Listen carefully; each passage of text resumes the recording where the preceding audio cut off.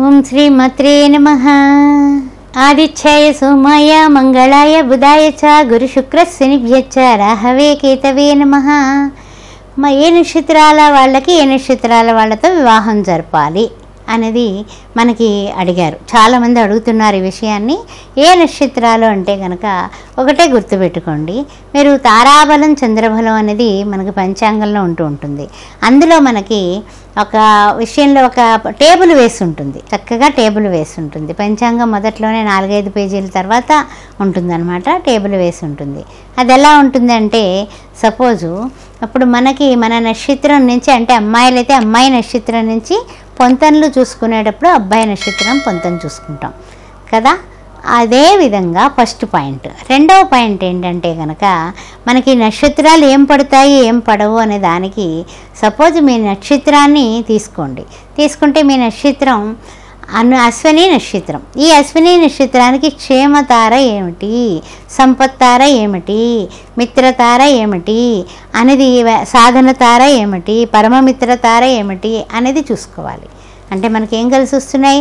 సంపత్తార అంటే మన నక్షత్రం పక్క నక్షత్రం, అంటే భరణి నక్షత్రం సంపత్తార అవుతుంది. అలా మన పక్కనున్న నక్షత్రం మనకి సంపదను ఇస్తుంది. అలాంటి వాళ్ళని వివాహం చేసుకోవచ్చు. ఏ నక్షత్రం అయినా సరేనండి, చాలా సింపుల్ టెక్నిక్ ఇది. మన పక్క నక్షత్రం వాళ్ళని పెళ్లి చేసుకోవచ్చండి, ఆ విషయం గుర్తుపెట్టుకోండి. అయితే రెండు ఏమిటంటే కనుక, ఈ సంపత్తారలు 3 నక్షత్రాలు ఉంటాయి. సంపత్తారలో కూడా 3 నక్షత్రాలు ఉంటాయి. అదేవిధంగా క్షేమతారలో కూడా 3 నక్షత్రాలు ఉంటాయి. అదేవిధంగా సాధనతారలో కూడా 3 నక్షత్రాలు ఉంటాయి. మిత్రతారలో కూడా 3 నక్షత్రాలు ఉంటాయి. పరమమిత్రతారలో కూడా 3 నక్షత్రాలు ఉంటాయి. అంటే ఏమిటి? 3, 6, 9, 12.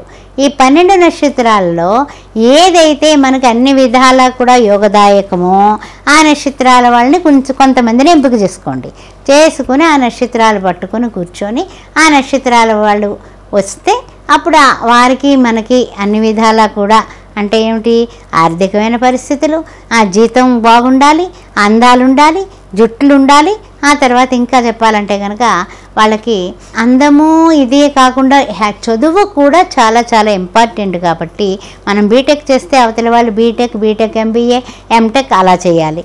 ఇలాంటి మన కోరికల లిస్టు కూడా ఉంటుంది కదా, దానికి దీనికి కలుపుకొని అప్పుడు ఈ నక్షత్రాలు కూడా సక్రమంగా సూటబుల్ అయితే వెంటనే పెళ్లి చేసుకోవచ్చు. లేదండి అన్నీ బాగున్నాయండి, అబ్బాయి అందంగా ఉన్నాడు, అమ్మాయి అందంగా ఉంది, జీతాలు బాగున్నాయి, ఆర్థికమైన పరిస్థితులు బాగున్నాయి, అల్లుడు కానీ కోడలు కానీ అడుగుపెట్టిన వేళ విశేషం బాగుండాలని ఇదివరకు అనేవాళ్ళు. ఇప్పుడు ఏంటంటే ముందే అన్నీ బాగున్నాయా లేదా, ఇల్లు వాకిలే అన్నీ చూసుకుంటున్నారు. అన్నీ బాగున్నాయండి కానీ నక్షత్రాలే పట్టలేదండి, ఒకే నక్షత్రం అయింది, మరి చేసుకోవచ్చా?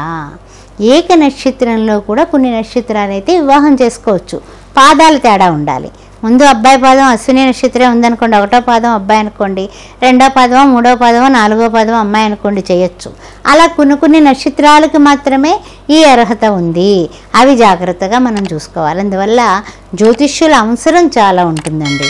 వివాహాది శుభకార్యాలకి నక్షత్రాలు చూడాలన్నా, రాసులు చూడాలన్నా, తారాబలం చంద్రబలం చూడాలన్నా, ఏం చూడాలన్నా కూడా మీకు జ్యోతిష్యుల్ని ఆశ్రయిస్తే కరెక్ట్గా వస్తుంది. అదేనా ఏంటంటే కనుక ఏదో మనకి పర్వాలేదు, ఎవరేం చెప్తే ఉంది, పాయింట్లు వస్తే చాలు మనమే జ్యోతిష్యులు అంటే కనుక అది సరిపోదు.